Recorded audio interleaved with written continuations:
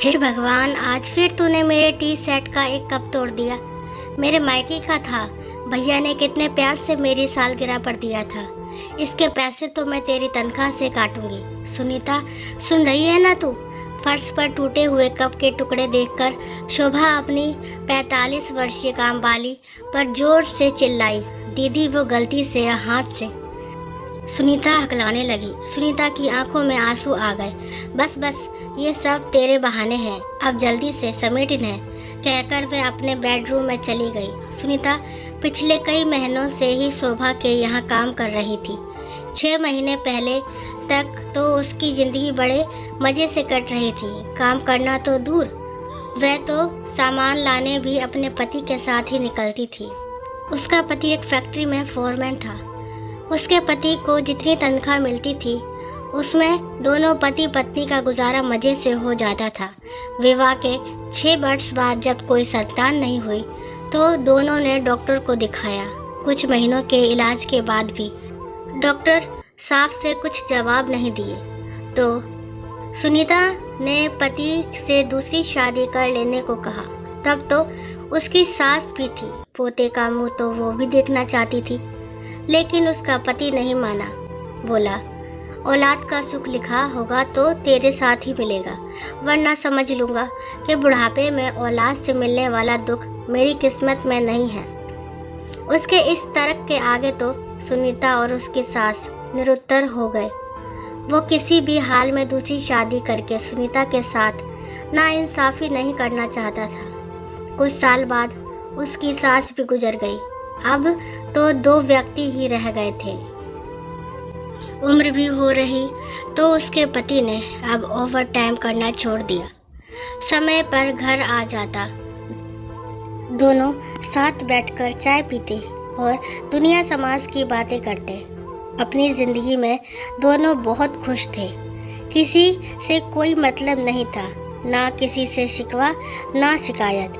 पर कहते हैं ना, जैसे दिन के बाद रात आती है, वैसे ही जीवन में खुशियों के बाद दुखों के बादल भी छाने लगते हैं। सुनीता की खुशी को भी ग्रहण लग गया। उसकी ज़िंदगी में तूफान आने वाला था।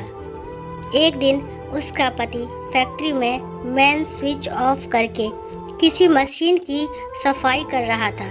फिर ना जाने कैसे किसी ने आकर स्विच ऑन कर दिया और मशीन में उसका दाहिना हाथ आ गया। वह दर्द से चीखा।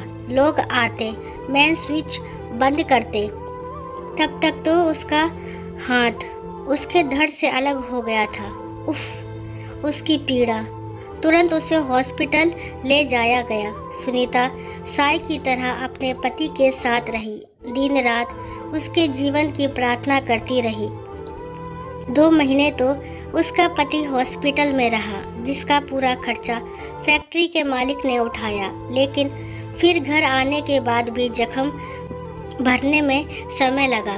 शरीर के घाव तो धीरे धीरे भरने लगे थे, लेकिन मन के घाव उसके पति के सामने पूरा जीवन पड़ा था। उसे दिन रात यही चिंता खाए जाने लगी कि अब आगे क्या होगा, उसका अपाहिज जीवन कैसे चलेगा। सुनीता अकेले सब कैसे करेगी। मालिक से मिली मुआवजे की रकम भी अब ख़त्म होने लगी थी। तब सुनीता ने पति से कहा कि मुझे काम करने की इजाज़त दे दो। उसका पति निराश होकर बोला कि तू क्या काम करेगी? अब तक तो मैंने तुझे रानी की तरह रखा था, और अब तू कैसे? तब वह हंसते हुए बोली थी कि हम औरतों को भगवान ने बहुत शक्ति दी है, और फिर तुम तो हो ना मेरे साथ। यही कहकर उसने पहली बार अपने घर से बाहर कदम निकाला था। वो सोच रही थी काम करे तो क्या करे। फिर उसने घरों में जाकर झाड़ू बर्तन करने की सोची। काम करने की आदत तो उसे नहीं थी। धीरे धीरे करने पर शोभा कभी एक गुड़की दे देती थी। फिर भी सब ठीक चल रहा था।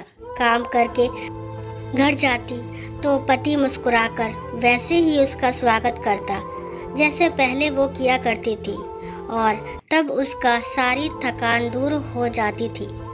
पिछले महीने उसे बुखार हो गया था। 2 दिनों की छुट्टी लेने के बाद वह काम पर लौटी तो थी, परंतु कमजोरी थी। उसकी वजह से उसके हाथ से एक कांच का गिलास गिरकर टूट गया था।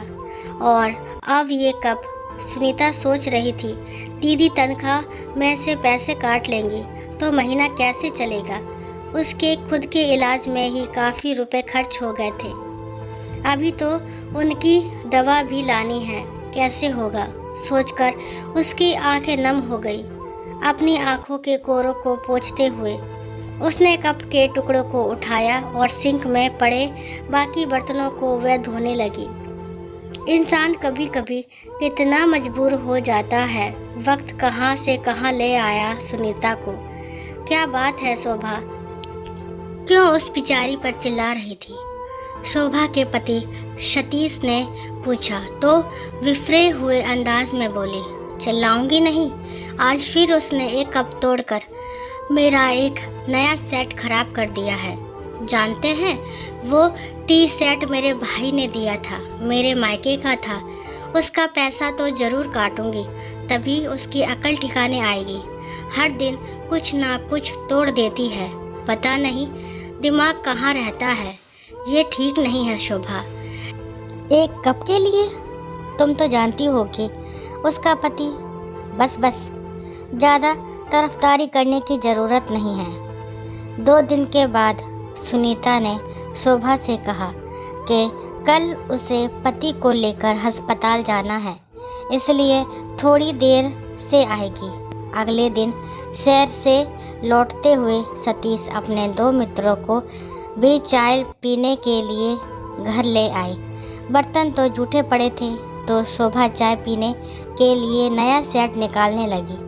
उसने पहले 4 कप निकाले, फिर प्लेट निकालने लगी तो एक प्लेट हाथ से फिसलकर गिर पड़ी। छन्न की आवाज़ सुनकर सतीश किचन में आए और ज़मीन पर प्लेट के टुकड़े देखकर उनका पारा चढ़ गया। बोले, शोभा क्या किया तुमने? मेरी दीदी ने गिफ्ट किया था और तुमने तोड़ दिया। तुमसे तो कोई भी काम नहीं होता है, पता नहीं तुम्हारा दिमाग कहाँ रहता है। कोई काम ढंग से नहीं करती हो।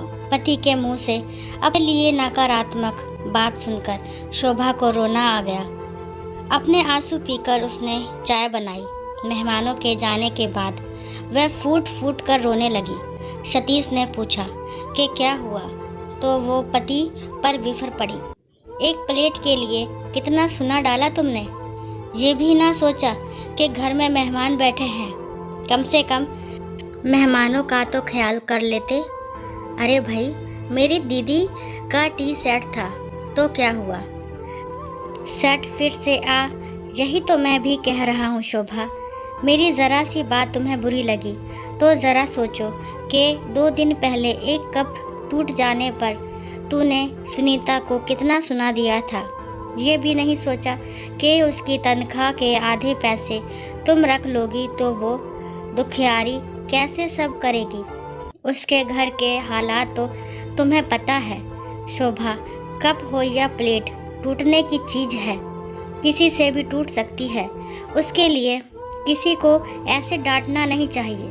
मैं बस तुम्हें यही समझा रहा। सॉरी सतीश, सच में मैंने सुनीता के साथ बहुत बुरा किया है। कहते हुए उसने सुनीता को फ़ोन करके कहा कि आज तू मत आ, अपने पति का अच्छे से चेकअप करा ले। नहीं दीदी, वो पैसे नहीं मिलेंगे तो चिंता मत कर, तुझे पूरी पगार दूंगी। हंसते हुए शोभा बोली तो सतीश को आज अपनी पत्नी दया, स्नेह और प्यार की एक मूरत नज़र आने लगी। वो भी पत्नी को देखकर मुस्कुरा दिया। गलती किसी से भी हो सकती है। अगर कोई चीज़ हमसे टूट जाएगी तो क्या हम उसका भुगतान करते हैं? नहीं ना। तो अगर हमारे घर के नौकरों से कोई गलती हो जाए तो उनकी सैलरी से ना काटें। हर किसी की कोई ना कोई मजबूरी होती है। काम करना, दूसरों के घरों में बर्तन मांजना कौन चाहेगा। दोस्तों, उम्मीद करती हूँ ये कहानी आपको पसंद आई होगी। कहानी पसंद आती है तो मेरे चैनल को लाइक, शेयर और सब्सक्राइब करना ना भूलें। और इस कहानी के बारे में आपके क्या विचार है कमेंट बॉक्स में ज़रूर बताएं। कहानी को लास्ट तक सुनने के लिए थैंक यू।